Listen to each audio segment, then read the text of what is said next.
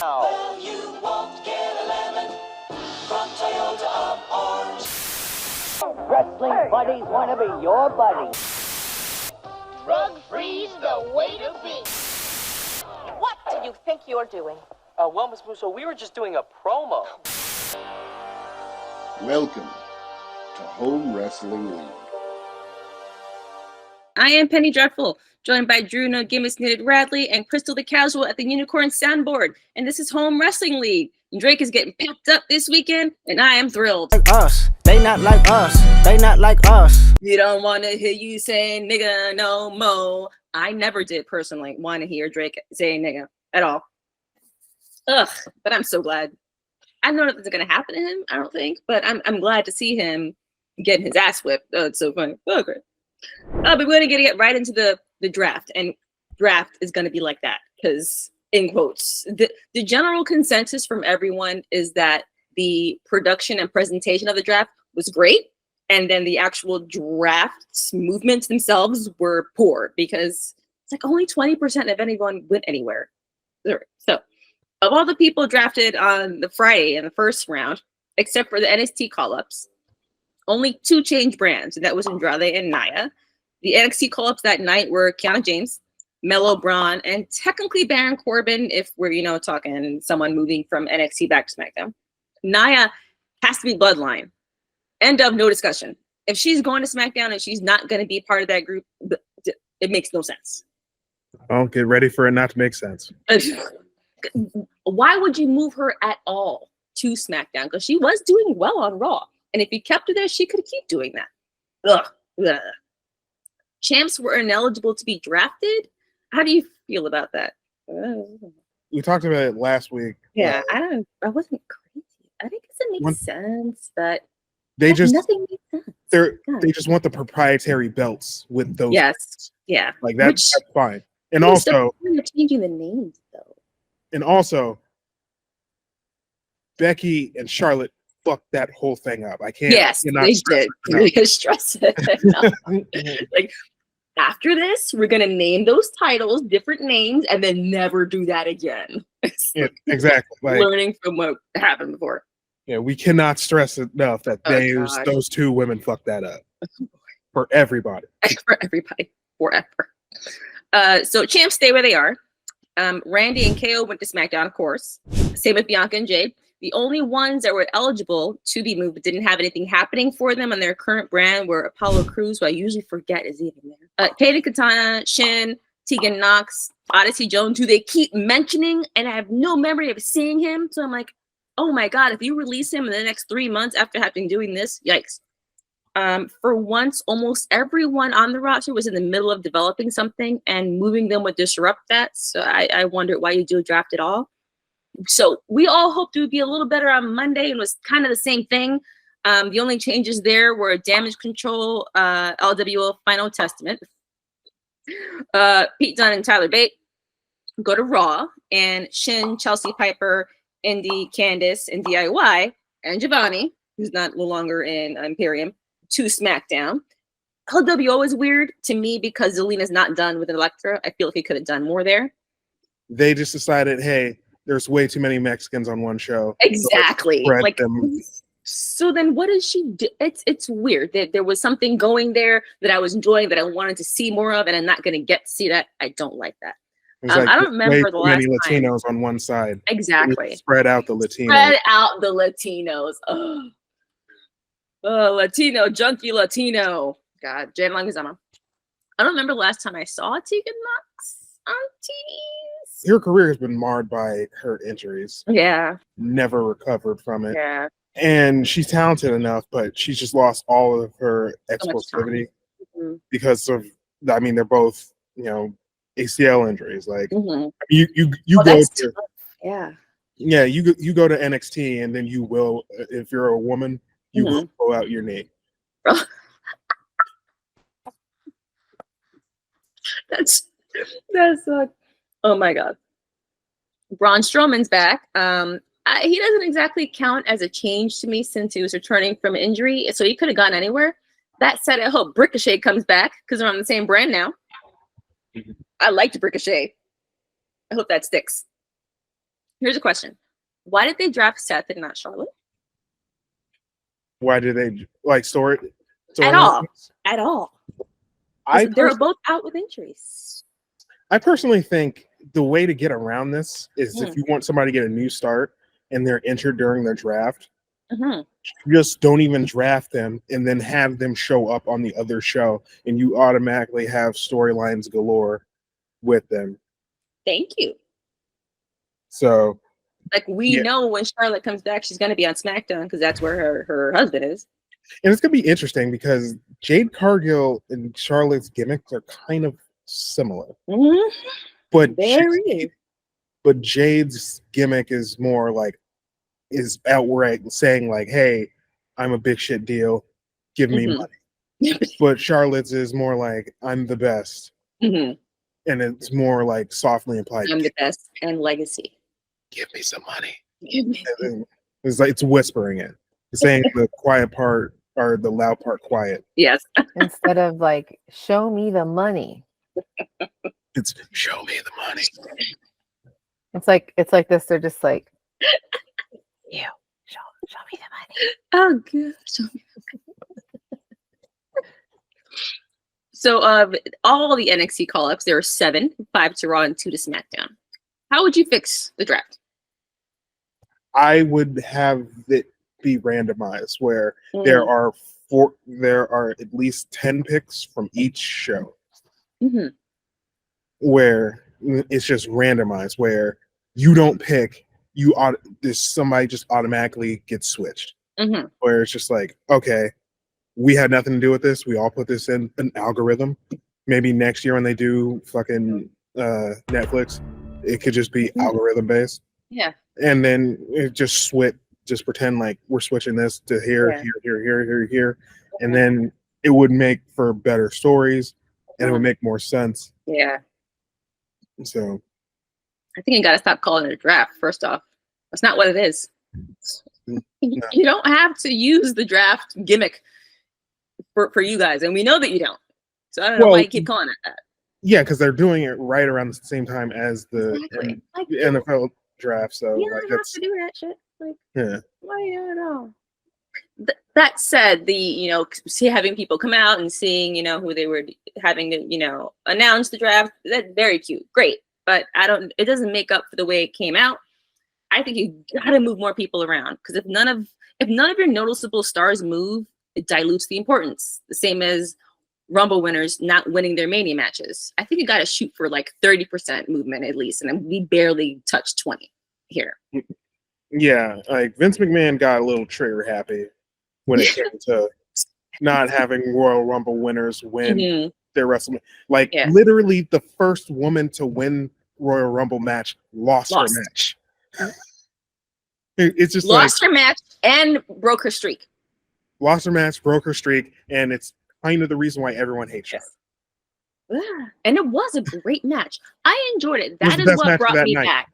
That was what brought me back. It was the best match of that. Like, man, after WrestleMania 31, there's a terrible streak because, like, there's no way I could go back and watch any of those, like, 32 through, like, 37 WrestleManias. Like, you couldn't pay me enough. Like, that goddamn WrestleMania, when the pandemic WrestleMania, where they had the 45-minute Edge versus Randy Orton match, and then in the middle of it, no, that was Edge and Randy. You're right. Yeah, they had that 45-minute match, and then in the middle of it, where they're in the training facility, he's trying to hang him on a weight bench, and I'm like, that's how Chris Benoit killed himself. Right? Oh God. It's like, so you're just gonna keep powering through with it. That's how he murdered himself. Oh God. Oh man. No one thought of it. No one realized it. No. They realize it and just oh God. I personally have never been crazy about NXT call-ups outside of the draft period because they tend to just show up, And I guess it's sort of kind of like someone graduating early, for example. But like maybe you could create a mechanism for it. Like if you're in NXT, you're eligible to be drafted at any time if you've won a certain amount of matches, or you've been there for a certain amount of time, or you've won a title or two, or something like that, like a combo, where you could create matches for eligibility. Like, I hate when they just kind of show up. I didn't like that with Raquel. Raquel's the first one I can remember being like, "Oh, who's that? Weren't you gonna wait till the draft?" I don't think they did draft at all that year. Doesn't make any sense. Did we talk about all the draft picks that went over to NXT? Over to NXT? Or from NXT? From NXT? So, like, let me see. Kiana, Mello, Braun. Let's see. Whom else? Because it was it was Dijax. Dijak. Blair Davenport. Blair Davenport. I was blanking. I was saying her. Yeah. Her Ilya. Yeah. Yeah. Ilya's. See the card for Raw? Oh yeah, no, I'm excited for that. Yeah. Because I know the final is going to be Ilya versus Gunter, and that's going to be an incredibly violent match. Like, it's just they are going to smack the shit out of each other. It is. You're just going to see that Russian man's blood vessels just like pop out of his chest. Is just going to be so violent. That big, heavy hand Austrian just smacking the shit out of him. Oh God. Bird Girl and yes, thank you, Lyra. Deathbirth. I'm gonna just call her Deathbirth. It's Bird Girl, and it is. That's what I'm calling her now.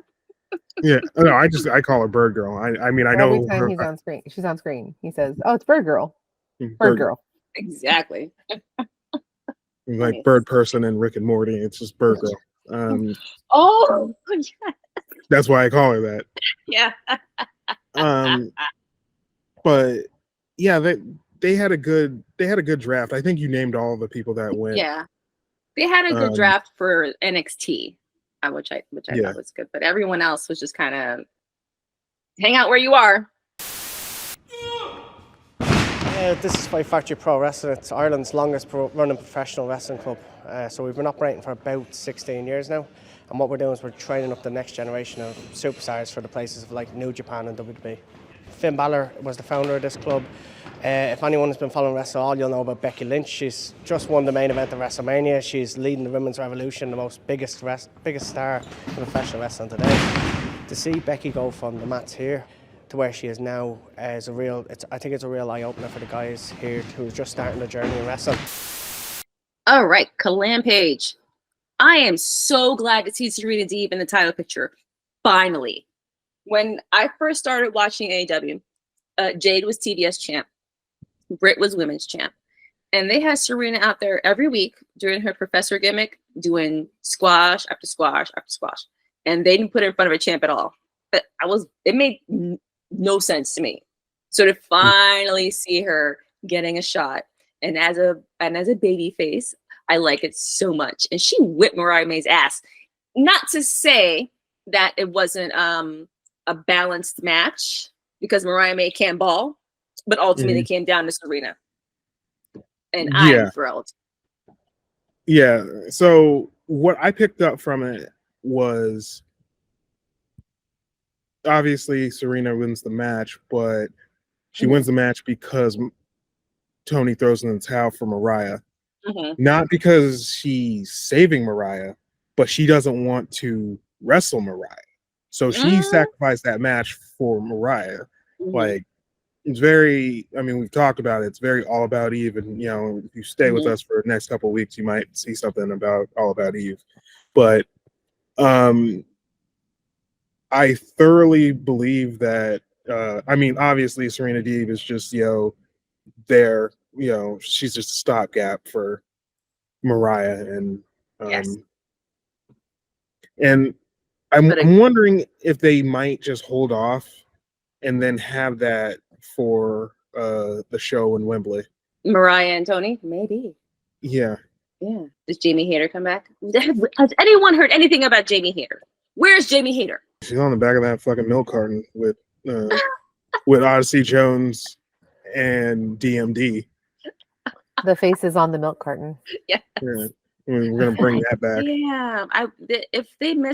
If she misses another opportunity to come back or be featured in London, I will be so heartbroken for her. Like, man, that would suck. Ah, man. Pollyanna and Jamie Hayter, ladies, tonight you are facing Blue Nikita and returning wrestling legend Wrestling legend Wesner. Are you kidding me? Where has she been? Where have you been, Wesner? Me and Polly are making waves all over the world. Maybe 100 years ago you were relevant, but you're not now. We are. Okay, was Jamie Hayter jetzt... I don't know what it is about Willow, but when you tell her it's a hardcore match, she goes ham. Feral. Oh yeah, that match is great. Like, what the fuck? She came right out with a fucking top of the trash can. Crazy.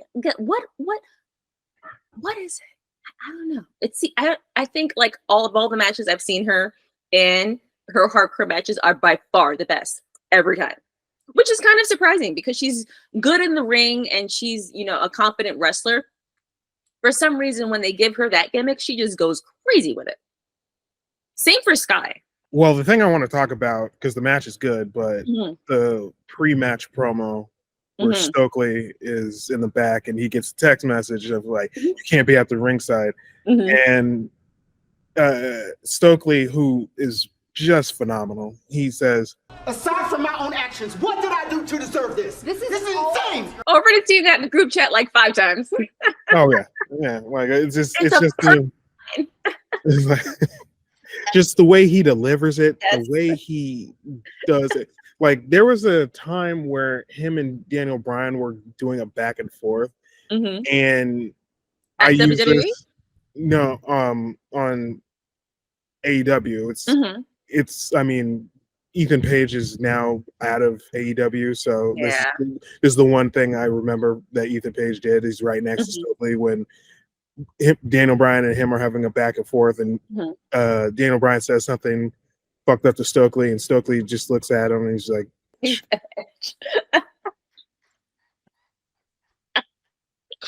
man, AEW is a perfect place for him to play. But don't push me. That's Tupac. The patriarchy returns. I thought that was perfect. He is the exact right, like completely opposite heel to work with Swerve at this point, because they needed, if they're gonna make Swerve is definitely a heel face champ. If you want to really elevate him to babyface champ, put him against the worst possible heel, and that is it in Christian Cage. Yeah.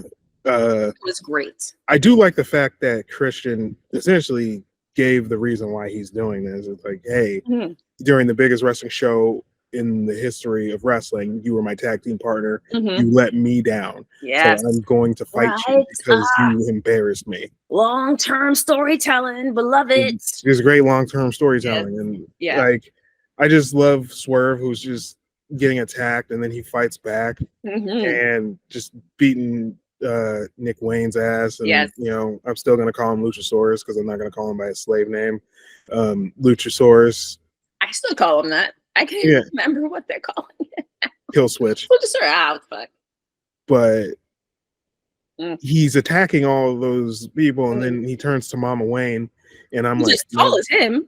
Yeah, and I was just like, see, it's that white woman power. It's just like he saw. Whoom. He got distracted and he didn't, he was attacked because she used her white woman powers. It's fun, and also it works for Swerve to face someone who's part of a stable for it's a stable because there's 3 of them niggas. Because it elevates him to be facing technically a group. He has no one to back him up except for Prince Nana. And Prince Nana, he's a manager. Yeah, so it's manager license. Exactly, manager license. Like, there's no one gonna be coming out to save him. Notions of being a professional wrestler and what it is that they do, because honestly, when you take the occupation of a sports entertainer, pro wrestler, you need to understand that there is a certain way that you have to maneuver yourself. And maneuvering yourself as a wrestler will catapult you into doing bigger things as a manager, as a referee, as a promoter, because you have an understanding of what it is that goes on in the ring from point A to point B.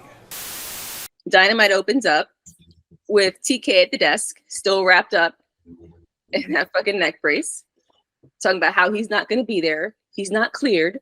And the Bucks come in. They're in the production truck. When TK is away, the Cats will play. I immediately started cracking up. That is so good. And they came out with new credits and everything. That was hilarious. It really worked for me. Yeah, they would do that. Like I do like It's very unWO. Yeah. Yeah. Like I do like they are able to embrace humor. Yes. And like this all happened because of the CM Punk situation. So right. They've made it work. Yeah, they've made it work They've since made it work, but still not without I will never back up using that footage. You did not need it.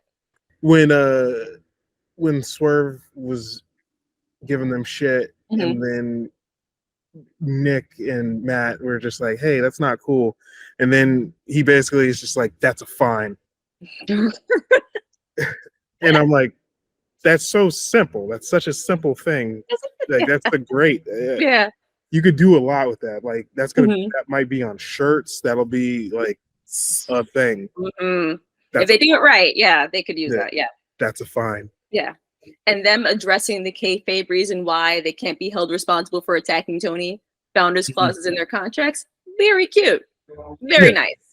And that was a lot of people's complaint, like how come no one came out to to support, and how do you get away, blah blah blah. That wraps it up quite nicely. Yeah. At the end of the show, Kenny Omega comes out looking like he's going to a baby shower, and tells us this and cuts a great promo, like one of the better promos I can remember seeing from him. I haven't gotten to see him do a whole lot of them, but when you come out and wax poetic about your injuries and how it almost ended your career, ended your life, I'm gonna sign up for it. That's very cute. But of course, he tells us that if he gets hit in the stomach, he might die. He might be a colostomy bag for the rest of his life. I thought maybe he was wearing one then. Like I knew there was going to be some chicanery because like they have this show to come next. So that's why Okada comes out. Then Luke Perry's kid comes out. Luke Perry's kid comes and then like he hits him in the stomach, and that was the moment where I'm like, oh, I think Kenny's already gotten that surgery already. Yes. Yeah. So they're just going to be playing that. Yes. Yeah. And Kenny's going to be the one shining elite member. But they really went for it. And then the Bucks come out and, they beat them up to this whole thing, grabbing onto their pants legs. And of course, here comes the super kick. They really dragged it out and waited like the last possible moment for FTR to come out. Yeah. And obviously the goal here is to give the Bucks more and more heat. And that's working. It's great. I am 60-40 in. 40% of me is all in. Boo this man, kayfabe energy, all the heat. It's great. 60% of me is concerned. And I know that I'm confident, reasonably confident that they know what they're doing. He's probably gotten that surgery. He'll be fine. But we have watched people die doing this. A lot, and the most obvious one is Owen Hart, but there is a match. If you go on YouTube, it's like the 5 worst in-ring injuries ever. There was one match that Rey Mysterio was doing. It's a tag match in Mexico, and I don't remember who he was tagging with, but whomever it was, it's Aguayo Jr. Thank you. Crystal can look it up. Yes. I think it's Perry Aguayo Jr. Yes. Yeah, that was in 2015. Yes. Pretty bad. So everything goes perfectly, right? Until it doesn't. Like that guy hit the ropes back. The backlash was so hard. He broke like 2 vertebrae, died on the spot. Yeah. So it was Pero Aguayo, I think? Uruguay, yeah. Yeah. So it said he was 35. According to initial statement, this is from his Wikipedia page. A long article about his death. According to initial statement by the hospital, Aguayo died from a cervical spine trauma, reportedly as a result of a drop kick by Mysterio Jr. that propelled him forward to the ring ropes, causing severe whiplash trauma that snapped his neck. Yeah. On the spot. Woo. It said that the autopsy result showed that Aguayo Jr. broke his C1, C2, and C3 vertebrae. He basically died instantly. There was no. Yeah. And the video is terrible because he hits into the match and just drops there and stays there for the remainder of the match. And I'm not going to cut it in. Yeah, of course not. No. No, yeah. I mean, anybody literally when I looked it up, you guys literally when I looked it up, like the first thing was his Wikipedia, his death, and then the video. Yes, it is. That's the third thing that pops up when you Google. So if you're listening and you really want to see it, I mean, you can. It's there. Oh yeah, it's right there. You can find it. We're not going to show you. It's pretty awful. So no, it sounds awful. It sounds traumatizing. And we know that Kenny was out with his diver. He's been out for quite a while with this injury. Yeah. So I mean, this is one of those instances where you kind of balance on that blade of, you know, kayfabe and real or kind of work shoot situation. It's working in terms of, you know, me not liking the Bucks, but I'm not crazy about it. I'm a mom who's been watching people bust their asses for decades. Yeah, you're a mom now. I'm confident that Kenny will be okay and no one will actually be hurt, but I'm not ever completely confident, and that's where I think it's a little bit too much, like a tiny bit too much. Yeah, they're leaning into that. Yeah. I'm not wild. It's kind of like using the footage. Like you could still create this without using that. You could still have done what you're doing with them without leaning so hard into this Penny could die thing. I'm not crazy. It makes me uncomfortable. And I don't and I'm sure you're fine. How much do you care? Me? How much do I care? Yeah, because I'm like 60-40. 40% of me is like, great, awesome. 60% of me is like, that's too much. No. So if he worked for WWE or any other company that wasn't just a TV company, I would be like, ugh. But he really only works once or twice a week. Like you can recover if you don't put the wear and tear on your body. Yes. So, like, I'm fine with it. The fact that he was taking bumps leads me to believe, like, oh, he already got the surgery. Yeah. Well, then why would they be quiet about what they had? Because they didn't report it either. I don't know. The thing that made me laugh was when they're taking him out in the stretcher. Yes, that was pretty funny. Look, anything that involves a stretcher makes me laugh. And they flipped over the stretcher. The Sonic rings came out. It was hilarious. Like, anytime you do a spot like that where somebody is just there and Sonic rings just pop out, I'm like, oh, this is beautiful. I was worried he was like, I might die. So I was worried he was gonna vomit. I was like, if you take a church, are you gonna vomit? I was like, if you can get through all of these spots without being visibly ill, I'm okay. And he wasn't visibly ill, so I'm like, okay, great. But they do need more though, because if it's just Kenny and FTR, they'll still need a fourth. I'm sorry. Yeah. So who's that gonna be? MJF. Thank you. Oh, see, that would be exactly what I need. Carry on the Sunday. Boom. Thank you. That would do it for me. Welcome to this complete Lyon, France travel guide. Prepare to step into the vibrant city of Lyon, a gem nestled between the Rhône and Saône rivers. This city is a living testament to a rich history spanning over 2,000 years, and it proudly stands as a UNESCO World Heritage Site. Lyon is a city where the old gracefully intertwines with the new, and every corner holds a story waiting to be discovered. Top of the card main event, Backlash. You know that we here love events overseas because it means wrestling is early in the morning. Yes, start time at 10 o'clock in the morning. Perfect. I don't know why people are always surprised about overseas crowds, because if your country also hardly ever got any events, you'd be loud as fuck too. You'd be loud. You'd be cheering properly. Yes. Hello. I mean, I'll tell you this. Every year, I'm pretty sure every year in LA they have the K-pop convention, and you better bet that shit goes off.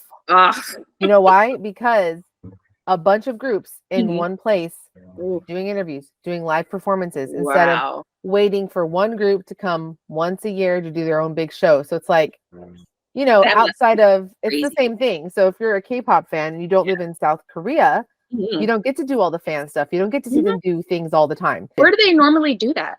It's in the Staples Center, or what? You know, oh God, Crypto.com, whatever. Oh, it's yeah, Staples they do Center. It there. You're right the first time, Chris. Yeah. You're right the first time. Well, because I know some people are like, what is that? It's not on Google. And I'm like, well, okay, it used to be called that. And that's what old people like me call it.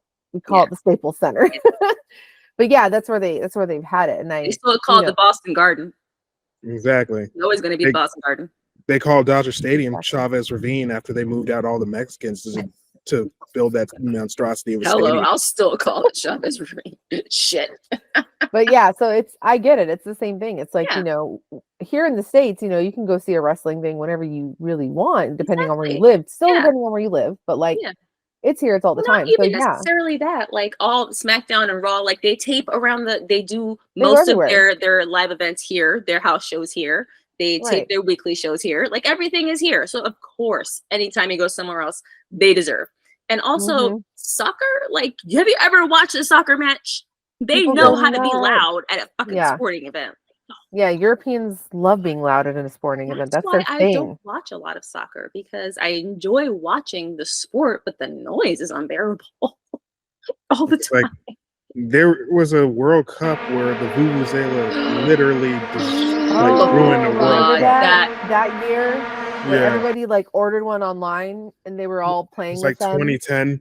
Yes. Yeah. Like, Jesus, you guys, no, nobody wants to hear that noise. So bad. Like- So I have PTSD with that. I think of it every time I see soccer. I'm like, please never ever with that sound. You ever seen The League? Yes. Remember the brown note? Yes. Every time I hear that, I'm like, oh my God, it's gonna make me pass out or vomit or shit my pants, something terrible. It's funny. I was telling Crystal about the league earlier this week. Have you not seen The League? I know of The League. Yes, I haven't watched a whole episode, but I know about it. It's wow. It's a bunch of guys who have a Final Fantasy, or not. God, I always say that fantasy football, right? It's a Final Fantasy. No, don't do that. They had a bunch of guys with giant swords, spiky hair, and then they made a team of them together. Fighting each and other. then they took turns fighting each other. Yeah. No, I literally always do that. Whenever I say fantasy, whenever I try to say fantasy baseball, fantasy football, any of them, yeah, I always say Final Fantasy. Fair enough. Yeah. It never fails. Fair enough. They all got anime hair. I mean, fantasy, insert sport here. Yes. That is a fucking hilarious show, I will admit. It's gross. It's gross. All right, so in Backlash, we got another one of those sneaky QR codes for this new stable that's coming out. What? Who? Okay, I'm hearing it's Bo Dallas. Is that him? Eric Rowan. Okay. I heard Nikki Cross, which is interesting. Nikki Cross. And there's Joe two more. Gacy. Joe and Gacy, Dexter Loomis are that makes sense. supposed to be the 5 that they're trying to do right now. Do you think Alexa will be part of that? Eventually? Maybe. Yeah. I think they wanted to call it the Wyatt 6 because that was they trademarked that, I think, right before Bray passed. Okay. Like, a year before Bray passed. What do you think they'll do with it? Because I think they're getting to a point where they got a lot of spooky gimmicks going on. You got them, you got Judgment Day, you got Authors of Pain, Final Testament, whatever they're gonna call themselves. The white supremacy. White supremacy. Uh, It's getting to a point. So does that mean that you have Judgment Day on one show and then the spooky stable on the other one? I don't know what they'll do. The other spooky stable. I don't know what they'll do with it, because with Vince McMahon, you just knew, like, no matter what he did, it was going to be terrible. Yes. So now it's just like, I have no idea what they're going to do with it, but I know it might work. Yeah. So like we're just beaten down so much as wrestling fans that now that our new owner doesn't like hit us after he adopted us, it's just like, oh shit, okay, my god, oh, this food's for me. Okay. I'm not gonna get hit for this. Am I gonna get hit for eating this food? Oh, all right. Are you finally gonna hint things over and over and over and over again, and then stick the landing with something? Yes. Oh, Maybe. okay. Oh man, so that was featured pretty heavily on Backlash. You know what? Logan Paul is doing the damn thing. Of a lot of things, he's doing great because he wasn't even on that card, and his prime bottle is on the mat. Like, has he worked it out so that bottle is going to be on the mat at every PLE? Probably. Yeah, And yeah, no, honestly, that was the deal good that for he him. signed. Yeah, Good for him. He's got good lawyers. Yeah, Great not lawyers. only on the mat, but like the whole cart. You know, by usually the foreign announce table, and they've got to include it in a spot in some match or another. Wow, Yeah. Good work. Lyon's grand churches attest to the city's importance as a leading Christian center. In about the year 1870, the Prussians from Germany were threatening the city. The local bishop vowed to build a tribute to the Virgin Mary if the city was spared. It was, and construction commenced. This church, the Basilica of Notre Dame, was ready for worship just in time for the outbreak of the next war, World War I. First up was RKO and the Bloodline. That was great. Entrances were great. I gotta say, entrances for everybody were so fantastic. You could see that the performers themselves were hype and emotional in KO's case. And they were just so loud for everybody, so appreciative for everybody. Yeah. And everybody comes out, immediately it just devolves into craziness. And Nick Aldis comes out and says, make it a street fight. And I was like, well, yay. And I wondered if making it a street fight and making it like a no DQ match, falls count anywhere. I love a falls count anywhere kind of match because you never know where you get the ball. Because they count anywhere. Exactly. It's more, I think it's always more fun for me because if you're doing a match where you're kind of wrestling everywhere else, you still have to bring it back to, you know, the mat to get the pin. So I'm not like super wild about that, but they immediately went into all the crowd work. That's so great. How do you feel about crowd work? It's fine. Yeah. It's fine on TV. Yeah. If I'm in the stadium, I'm kind of pissed because I have to watch it on the screen. Yeah. Like I can't see what's happening. Yeah. Yeah, exactly. So when you were talking about the entrances, this shows you how much they're not on DirecTV or like they're not slaves to pay-per-views because they'll just let that shit run. Right. Like when Kevin Owens came out and for 5 minutes they're just cheering him. Beautiful. Like if this was like 10 years ago, they'd be like, all right, let's get this. All right. Play Randy's music. Randy, walk out faster. Yes. So 1.5 speed instead of your right. 0.5 speed. Meme, like you were saying, the Judge Judy meme. Don't exactly like don't waste time, you know, building it in and you know enjoying the moment. Get to work. But the match obviously was chaos. I mean, you knew the Bloodline was going to win. I didn't expect Toaloa from New Japan to come. You got a new Samoan drop. I didn't either. Yeah, exactly. Not this soon. Not so soon after seeing. You're saying a wild Samoan appears? Yeah, Samoan appears. Is this the moment where we actually have to study Rock's 23andMe to guess who's gonna show up next? Because I thought that was just a cute kind of gimmick. Like, oh, look how great we all are. You might actually have to pay attention to that shit now. Well, pretty much. I mean, like, how many people can he find because, you know, his great grandfather did a fucking blood handshake with somebody? Like, and everybody's talking about now we play cousins. The Gorillas of Destiny. That was Tama Tonga and Toloa's tag team in New Japan. And they're like, oh, we're going to get good matches. And I'm like, you've never seen a Gorillas of Destiny match. You clearly never seen Are they not good? They're like they're just interesting because it's just, I enjoyed the match. Thank you. Okay, because I enjoyed the Extreme Rules kind of, you know, street fight element of it, but I wanted to see more wrestling from Tama because I haven't seen it yet. So far, all I've seen is looking crazy, you know, wearing loafers and dragging around a chair. Yeah. And most of the spots were, you know, high impact, you know, with a chair or something like that. Didn't get a lot of wrestling from him. Like I said, they're serviceable. Obviously, Tama Tonga is the better wrestler. Like, he fucked up his own debut because, like, somebody had ringside footage of him coming from underneath the ring. He comes underneath the ring way too late, so the referee kind of has to pull back, and then Toloa grabs him. Yeah.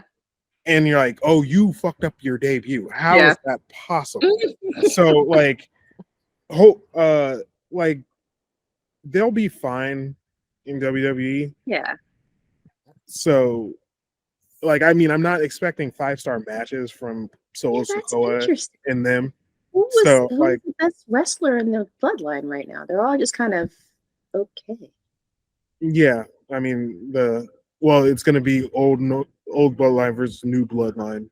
I guarantee this is where it's going.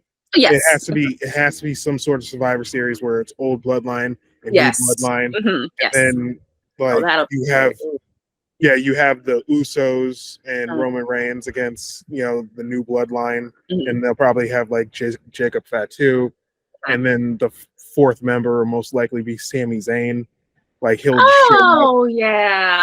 help him that would be great. That would be a match. In that case, cinema. In that case, Usos and Roman are the best wrestlers out of, you know, all these Samoans he keep putting in front of us, which is interesting because I've never been crazy about Roman as a wrestler. And I'm just now appreciating the Usos more. I mean, as wrestlers. Yeah, it took Roman a while to become a good wrestler. To be honest, like, this is going to sound crazy, I think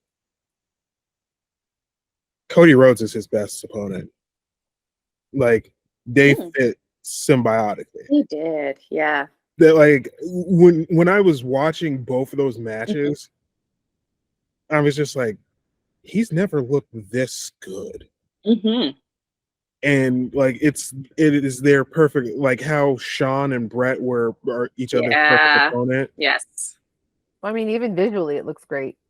Yeah. Because you've got one guy who's like all this like bright color, and then you've got with all the, you know, the red, white, and blue, and the bleach blonde platinum stuff going on. Yeah. And then the other guy, he's like, you know, the broody and it's all red and black, and it's like, you know, it's like an opposites thing. Yeah. And visually, it looks great. It does, yeah.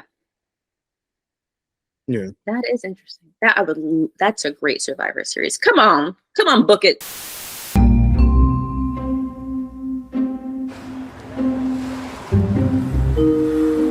France's capital of chocolate is the city of Lyon. It has the greatest concentration of master chocolate makers whose recipes compete to attract food lovers. One of the best-known names is that of a family business. Philippe Bernachon inherited this chocolate factory from his grandfather. All the machines still date from that time. In Philippe's mind, you can't be a true master chocolate maker without overseeing production from A to Z. The beans were my granddad's choice. He wanted to make his chocolate from scratch. So he contacted an importer and said, I want the best beans in the world for my chocolate. So we have beans from Madagascar, Venezuela, Mexico, Colombia, Peru, lots from Latin America. Next up, Tiffy Naomi Bailey. That crowd went up for Naomi in a way I don't think she gets here at all. US, take note. That is how you cheer Naomi. That is how you cheer Trinity Fatu. Holy shit. But what if I need to get off my racism? I can't cheer a dark-skinned black woman. And Like, she had that the is French so flag big. colors too. Yes. That was very cute. That was my Yeah. only issue was that I really liked it when the three of them were always matching. Yes. I always Oh, liked it, but I get it. But I get it. Smackdown. But I get it. Smackdown. But I get it. You know, she's got to do her thing. Yeah. Um, She did was look great. like this. I didn't even realize that there was a part in her music that where you could do that kind of thing. Well, Wow. I mean, you don't really hear the music that much, Mhm, and that's like true. they don't really get into it. Like they come up with don't. chants on the fly in soccer games. So Mhm. like Mhm. them doing that is Mhm. solely because they're reacting to the music. Yes. When it goes to the black light, which Mhm. that's a very dangerous thing to do in a wrestling ring, is Yes. have a black light in it, dancing, and then you see the people with the cell phone lights. You're just like, oh. Yeah. And so hopefully now that's going to transfer to America, and Yeah. then it's just going to be a Mhm. like a cool thing that they do anytime she shows up, because like it fits. Yes. Ooh. So, Perfect. like Sexual they're bad stuff. Ugh. they are a perfect crowd. Like they Mhm. cheer the people that they need to cheer. They Mhm. boo the people that they want to boo. Mhm. Like there'll be some people who are like, "Yay, Tiffany," because it's Tiffany. Oh, But yeah. like, most of the time she got cheered. Most Yeah. of the time she got booed, and like they went up for Bailey. Europe always goes up for Bailey because hey Bailey. That entrance in Naomi was just awesome. Yes. Because I don't like her new theme, and then Me that neither. Not very much. that made me actually like her theme was that entrance, Yes. because they went up for that. They know how to party. The gear on all three were hitting, and I don't know if Naomi has been on Celtic Warrior workouts, but I need her glute routine. I need to know how much of that is God given and how much of it is built up. I need to know what's going on with that butt. Yeah, I and mean, they all looked great. She's a black woman from Florida. I think a lot of that is just genetics. But still, there must be a glute routine. There must be. I thought this was a match where all three ladies looked amazing, looked strong. Like I don't think anyone in particular looked weak. Like for example, Naomi did not look good in Elimination Chamber, but here everyone got to shine. Everyone looked strong, and of course you knew Bailey was going to retain, but it didn't mean that everyone didn't get their spot to look good and to shine and to keep building on the momentum that they've got going. I saw Meltzer was like, Tiffany is going to be like the best wrestler to come out of America. And I was like, don't disrespect Charlotte Flair like that. You're out your goddamn mind. Why are y'all forgetting? Oh, so I guess Mercedes died. So I guess Mercedes died. Yeah. So I guess Bailey's not there. So I guess Charlotte Flair is just not. Meltzer, come on. It's like she has the ability to be that. Oh yes. But for not right now. Oh. One thing I did like about that match Hmm. is them constantly fucking up Tiffany because they hate her. Like that. The story wise, yes. Like you know she's how the one bad. everyone loves to hate. Yeah, you know how bad you gotta fucking pull out a tag team finisher on somebody to get them the hell out of the match. So Tiffany goes for the moonsault, misses. The shot angle is incredible. Misses, lands on her feet, and she rolls, runs up, and then Naomi grabs her legs, and Bailey goes in for the cutter for the 1D/3D. I was just like, oh, they hate this bitch. Well, she like, fucking wedged her way into something she didn't belong in. And that's what it makes it great, where it's just like, we want to wrestle. Yes. And this was to see who was better between us two. Yep. And they succeeded in that. And it ended with a roll up, which is weird. And, A little weird. Yeah. sometimes I don't like when somebody gets beaten and you're like, bitch, you beat me. Dang. Well, I guess. But like it was fine nonetheless.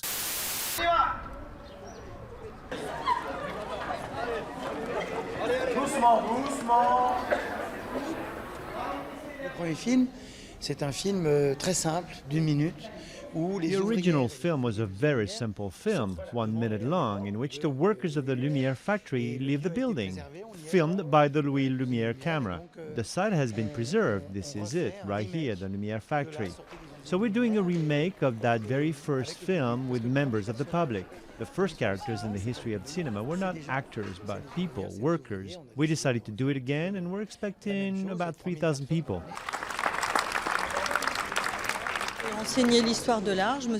I used to teach art history, and I was particularly interested in film history, so I know this film well, and I think it's amusing to think that it can be brought back to life. Moving on to Priest Jay. If we want to talk entrances, Jay's magical. When they do the Fireflies bit, is that people using the flashlight on their phones? Yeah, you're using the back of their cell phones as a Firefly. Oh man. I had not expected him to come out, from that angled spot that they had, but they went for the middle, which is, I think they've been doing a lot more crowd work with people either exiting the arena or coming into the arena in the middle of summer. And man, it's just so, it's fun for. It's so much fun. Yes, it's fun for the people who are there. It makes for different camera angles. And by the way, man, the cameras, oh God, it's a breath of fresh air. I don't have to have vertigo when I'm watching anymore. It's just so noticeable. Kevin Dunn was stealing money. Like he was just stealing money. Yep. Like it was like he was just like, just put the camera over there. All right. Like Groundhog Day. Just walking up to the back of the Brinks truck, going and walking away with it. It's like voila. Getting away with murder. That was a fun match. Just fine in terms of like the back and forth. How did you think it made Jay look? I mean, he looked fine. It was very reminiscent of a Bloodline or a Roman Reigns Bloodline match, where it's just like, oh, these two people are gonna go and help me, and you're like, oh, all right, yeah. But the thing that they're trying to do is they're trying to make Priest a face. And so that's like, I don't need your heel turn. Is the face turn imminent? Exactly. Yeah. And I'm like, man, if you don't get the fuck on, like I like Priest, but everyone knows this is just like a stopgap before we get to that Scottish guy and the surly dude from Chicago. Like that's all it is. Yes. So they're just gonna have matches in between and be like, oh golly gee, I'm gonna definitely win this. Golly gee, come on, golly. Yeah. But, so was he the first one to break off from the Judgment Day, you think? Yeah. Yeah. And then they kind of teased it this weekend or on Monday with what's her name? The one who made Sonic Rings fall out of Liv. Yes, Sonic Rings fall out of Rhea. Rhea. Where they have that interview for Jay Uso, and then in the background you see Liv leave the locker room, and then a couple seconds later you see Dominic leave the locker room. And it's like, damn, she's really gonna take everything that's real. And that's the reason to keep him on TV, because he's injured, he's not going to be able to work. But they said specifically he's going to stay on TV. What other reason would there be for him to be on TV other than to build that up? Oh, because he's fucking amazing. That's why. Like I want him on my TV every fucking week. I love Dominic Mysterio. I think he is fantastic. More Dominic Mysterio. More Dom. Do you think that how do you think they're going to play it? Like that he just leaves Rhea? Do you think they're going to do like a? Oh yeah, he's leaving Rhea. Like okay, because they clearly want Priest and Rhea to be faces, so they just they're gonna fucking have them leave, and what better way to leave is if your man's banging a blonde. This angle, what is going to be his motivation for leaving mommy behind and going with Liv? It's like, I mean, like you're leaving a goth girl with a nice ass for a blonde girl with, you know, she's goth enough too. Not really. She's like faux goth. Like she's like, oh man, I listen to The Cure sometimes. Like I got a couple songs on them on Spotify. Like I got a playlist called Goth. Yes. And she confuses The Cure for Depeche Mode. Exactly. The sun went down on Lyon. The city lit up. But this is no ordinary night. This is the beginning of the Festival of Lights. Every inch of the ancient city transformed. It's a winter wonderland. It's magic. We've wanted to come here for years. We've come all the way from Brittany to see Lyon's City of Lights. It's like a fairy tale. There's no other word for it. Lyon's festival has been going for more than 160 years. It started as a celebration for a statue of the Virgin Mary. Since then, candles have been replaced by LEDs. We move on to Bianca and Jade and the Kabuki Warriors. And I mentioned this earlier when we were talking yesterday. I have waited so long, decades of watching white men wrestle and had fun, enjoyed myself watching white men wrestle all the time. We got to see a match between black women, dark-skinned black women, obviously black women, because no shade to Mercedes, she just leaned white, she just leaned on the light side. So it's not like they wanted to put a dark-skinned black woman in the middle of everything. You got to see a black tag team face an Asian tag team overseas and blow it out of the fucking park. Everyone did so great, and it wasn't like Mania where it was a pretty quickly over for the Kabuki Warriors. They still brought it. They still came. They still did their thing. And on top of that, Bianca and Jade have previously been working on tag team moves, has a tag team together. It's not just these two big brolic women who are beating the shit out of these ladies. They're actually working together. I definitely teared up when that ended and when they finally won. I'm like, this is so great. Like, justice to Mercedes and Trinity for walking out and saying this has to have value to it. You've got to do something with this, or it means nothing for what we've done with it. And at the time, I remember thinking that it was a foregone conclusion for, one to turn on the other, probably Mercedes to turn on Trinity. That's just how it works. They had to do that. But they're right. It was too soon after them winning that to be doing that. And I'm happy, so happy for them having it.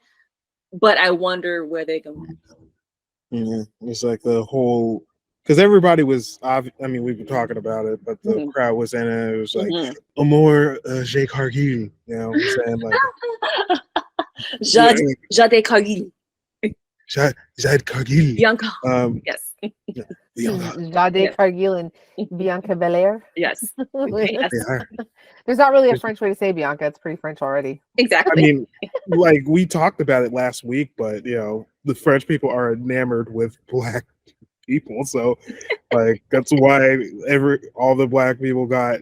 Because Jay's black at Chase, but like all the black people got like the most out of the crowd.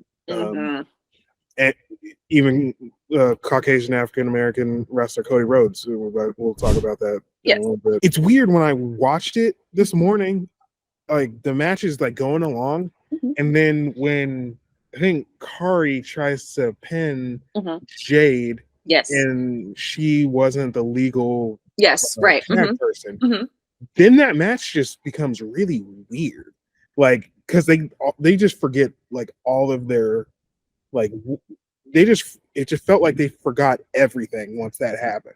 It's just like one part of that match is like really good, and then you're trying to make sense of the second part where you're like, what the fuck is it's like a movie where that first part of it is so good, and then everything else you're like, what the fuck are y'all trying to do? I'm happy that they both won. And like it's another thing where I'm like, these matches should never be long, because Jade Cargill and Bianca Belair would literally beat the shit out of everybody in that roster, like in an actual fight.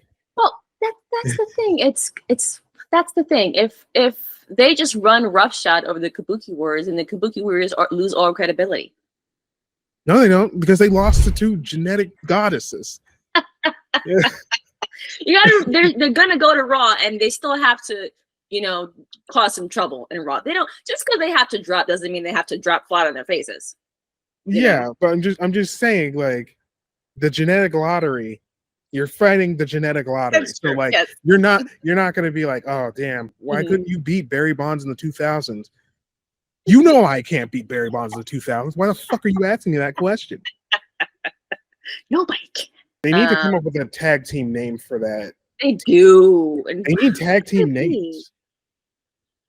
Like that is something that does not happen, and that's one of the reasons why that division doesn't do well, is because none of those tag champions have tag team names. It's always this girl and this girl. You only have the Kabuki Warriors, and then you have the Iconics. And the Iconics have not wrestled there in like 3 years. Seriously, it's been a minute. Yeah. Yeah, so like you've only made 2 tag team names. You need more tag team names. What would you come up with for them? Brown Sugar. That's good. Did you have that one ready? No, I'm just really creative. I was just thinking of something. Yes, that's pretty good. I would like that.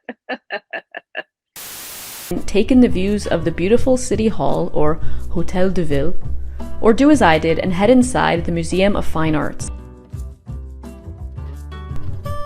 The Museum of Fine Arts in Lyon is home to the second largest fine arts collection in France after the Louvre, and is housed inside a former 17th century abbey. Okay, now we're down to Cody and AJ. Cody Luther King. When he came out in that coat, I was like, oh, that shit was fresh. And I spelled it with a PH. That's how good it was. I was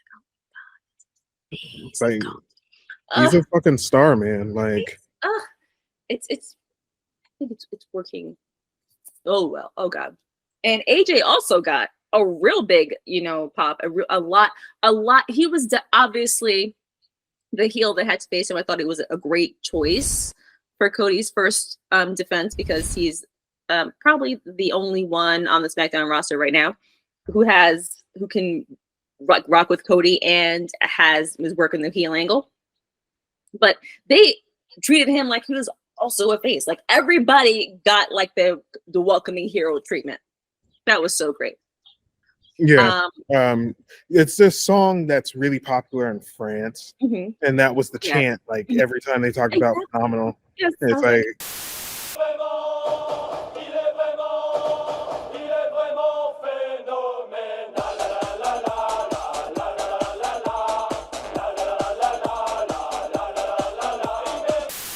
So I just looked. Where is it? On Reddit? Is it on our squared circle? They have some highlights from that. Someone taped it. I don't know. It's a video, but anyway. Sure. One of the comments made me laugh. Somebody jinxed ones. AJ is almost 50 and has bulked up this much and is still moving around as well as he is. Man is a freak. The next person just said, "Oops, I'm a panda." Said, "So many vitamins, so much prayer." Yeah. It's like Georgia boys. Georgia boys pray. That made me laugh. So much vitamins, so much prayer. It's like he is praying on that needle. I mean, I didn't know he was that old. He looks great for his age, if that's the case. He's like 45 or something like that, right? Well, then, he was wrestling literally on the last 3-4 months of WCW. That's how long AJ Styles has been wrestling. Get out! Wow. Yes, the last 3 or 4 months of WCW, like AJ Styles is wrestling. Oh my God! Like you could see him on the network. That's how long he's been at it. I gotta find those. Ooh, I gotta make a note. I want to see what his hair looks like. Like I said, it looks pretty good. Yeah. Something I noticed over both shows is that you would have never gotten Bullet Club references if Vince was still around. At all. What the fuck is that? Exactly. Like there's no other companies. You guys don't wrestle anywhere else ever. What are you These talking wrestlers about? don't wrestle for money. Don't mention it. Okay. Anytime that they get seriously hurt, they're like at the local medical facility, not the fucking hospital. They're not wrestlers. They're superstars. You idiot. Idiots. That was a lot of fun. I still get really confused with Bullet Club because I feel like there's been so many sub factions and offshoots and like, oh my god. Now it's Bullet Club Gold. Now they're Bang Bang Gang. Like, goddamn. That Wikipedia page is confusing. There's offshoots, but like you can track who was in Bullet Club at what time by who the leader was. So the first 7 guys: Bad Luck Fale, Tama Tonga, Finn Balor, aka Fertile Devitt, the Good Brothers, and then the Young Bucks. They're the first incarnation. Then when AJ Styles was the leader, it was the same people, and then they added Kenny and they added other people. Then when AJ Styles left, Kenny was the leader. Kenny was the leader for a little bit. Then Kenny left, and I think it was either Carl Anderson that was the leader. Then it became Jay White, and then now it's Fit Finley's kid. So they created this. They created this like 11 years ago, literally like 2 weeks ago. But the anniversary is like a couple days ago. Like, Michael Cole mentioned it on TV. Yeah. I was like, wow. Yeah, Triple H is just like, we can mention it. It's fine. And then good for Trips. Yeah, Vince McMahon, I don't know if you saw that picture where he has a cane. Every time they mention something or a wrestler's happy, his body just becomes weaker and weaker. And it's just like, oh God, oh shit. He loses HP points. Exactly. Oh man. So the French announce table begging not to get their shit rocked was hilarious to me. They were like, no, please not us. And like, hey, even if we're here, foreign announce table has to go. That cracked me up. That Cody cutter off the top turnbuckle. Oh my God. That was great. And you could kind of see that AJ almost didn't take it properly. He had to back up a little bit to make sure he went down. But still, that was great. Does he do cutters off the turnbuckles like that often? I don't think they see that often. I think he needs to do more. That was great. Because the Cody cutter usually is the middle rope. But if he hits the super Cody cutter, it's coming off the top. So like he hit that at Mania. He's hit that like in big moments. Yes. Like, he saves it for big moments. This match made me remember, I'm like, oh yeah, that's right. AJ Styles is really good. You forget these things. It's because they signed all of that talent. And then like every once in a while you're like, that's right, AJ Styles he's phenomenal for a reason. Yes. Yeah, like that crowd was really into AJ Styles because the phenomenal song. It was a really good match. Cody did the Stardust, the cartwheel, and then the thing with his hands. Yeah. And it's a good first match for the champ because he's going to be taking it easy for the next couple months, and then it'll go into most likely be SummerSlam where Roman's just like, I got a rematch, bitch, right? And then bitch, you thought. Yeah, exactly. And I love when it comes together like that. Excellently. What would you give the whole event? I think it's pretty. I would give it a B. Pretty solid. Yeah. It's a B plus, A minus. Like it's like that crowd really helped them through things. 100%. Except for like the Bianca, that the second part of that Bianca match, like everything went pretty well, and I just it played really well. You know, you got to see those people kill it, and you just don't. You normally don't get to see. It was just such a. It was an infectious energy where like I'm watching it in my apartment, and I'm just like, go, right? Yes, go. Hi. So they're gonna start doing a lot of PLEs. I think most of the PLEs are not in America for the next 6 months. All of them until they have to come back for SummerSlam. Yeah. Like Well, I all mean, the ones it's before then, we got it's deserved, but you yeah, know, and Saudi, Scotland, Germany. It's yeah, awesome. And it's like it's so funny at that scrum for people to being like, are you coming back? Are you gonna do more matches? Are you gonna like, yeah, of course the fuck we'll come back and do stuff here. It's complicated, bitch. Like, yeah, we'll come back all the time. It's so funny.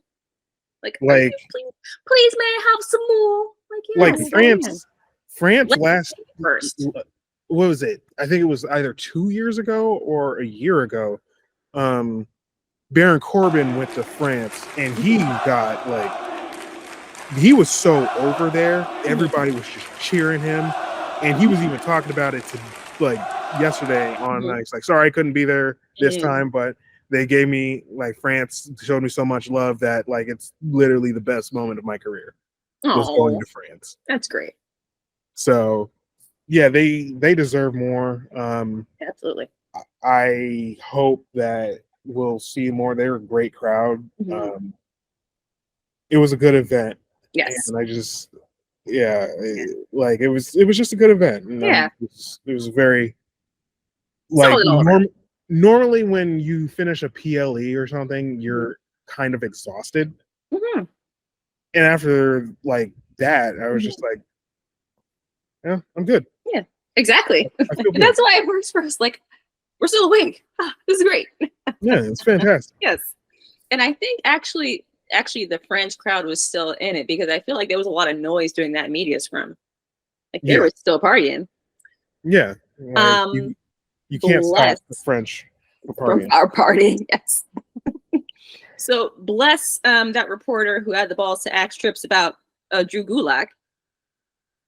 And, you know, he gave him the pretty typical, you know, answer, not answer kind of answer where, you know, we got to let people go all the time. I'm not going to say why, but, you know, whatever. But the shots he took because that guy said that Fightful, and I see Scoops reported it. And he started out with, well, first of all, if you're going to, you know, cite someone who's credible. And I was like, oh. You can't really take back what you said because the fucking damage is done. Exactly. Like when CM Punk called out Hangman, the thing he said is the apology needs to be as loud as the disrespect. The disrespect was loud. That apology was kind of quiet. Yes. Was there an apology? I read that. Yeah, it was a press release. Press release? Oh, okay. Yeah. All right. But it's still kind of quiet. I don't know. I read that SRS said that Trips called him. It was great, fine. But I was like, wow, what? Why are you catching strays? Come on. All we did was say what happened. Exactly. Like if you tell us what it is, it must be credible. And we make that shit up.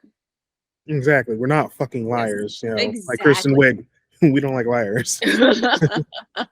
Right. Like I wonder if he responded that way because he didn't want to answer the question as it was posited. Or he's saying, always Drew let go because of what happened with Ronda. And if that's the reason, he absolutely was. He absolutely was. Yeah. And if you don't want to answer it that way, it didn't mean you gotta fucking throw Fightful under the bus. That was hilarious. Don't look at me. Look at Fightful. That was funny. I was like, shit, that's good. One last note, Mania next year in Vegas, 419 and 420. 420, the holy day of pot, in Las Vegas. We are going to behave so poorly. I mean, it's Sodom and Gomorrah. Both of those. It's going to be a mess. And I can't wait. Because we're going to go. We're going to go. We have to because that's where you come from. Yeah, that's my hometown. Can't miss it. Yeah. You would not miss a Mania in Las Vegas. Like, I just remember being a kid when WrestleMania 9 came to Las Vegas, which is considered one of the worst WrestleManias ever because of everything that happened in it. But yeah, like I just remember telling my dad, like, can we go to WrestleMania? You know, like living in Las Vegas. So that's like, or I was living in Reno, so that's 400 miles away. But you can't really tell a 6-year-old that. So now knowing like it's just right there. And just being able to be like, yes, this is awesome. Like Mhm. after this is over, I'm gonna go on fucking Spring Mountain and get best Chinese food in the world, and like, you know, I mean, not the world, but like best is the Yes. best food in Las Vegas is usually on this road called Spring Mountain. And not that many people are going to be there because they're like, oh, the strip. Yeah. Yes. That's my favorite thing about visiting his hometown with him, is that he's like, I know everything that's great outside of the strip, but they will make you pay way too much for everything that's not as good. It's finally nice because, you know, they can make up for the stench that was WrestleMania 9. Redemption. This is a 30-year redemption. 30-year redemption arc. Soon, because he would not want to miss this interview with the Intercontinental Champion. You think the Macho Man ever gets tired of having himself around? I know I get tired of having him around. Do you ever get tired of carrying that crown around and the looks people give you? No, I'm used to people staring at me. I am the king of wrestling. They all see. stare. I see. Well, Hey, look at this. Stare at this. how about this? Fancy that? The reigning Intercontinental Champion, Shawn Michaels. Mr. Michaels, could we have your attention? Look, I Just bet for a moment. Caesar's Palace built this pedestal special just for Shawn to sun in. Is that right, son? You know something, King? When you're the World Wrestling Federation Intercontinental Champion and the sexiest man alive, it's only appropriate that you sunbathe head and shoulders above all the rest. I see, but you will recall that on 2 different occasions, Tatanka defeated you, will you not? You know, Tatanka's got a lot in common with all these losers that come out to Las Vegas. They rely 100% on luck. That's right. Shawn Michaels relies on skill. And everybody who's anybody knows that eventually your luck runs out. All right, on our socials, we are at @the_HW on Twitter and @home_wrestling_league on Instagram, @home wrestling league on TikTok, and @home wrestling league on YouTube, where we'll have some fun stuff coming up. Other than that, you know how it works here. It just stops.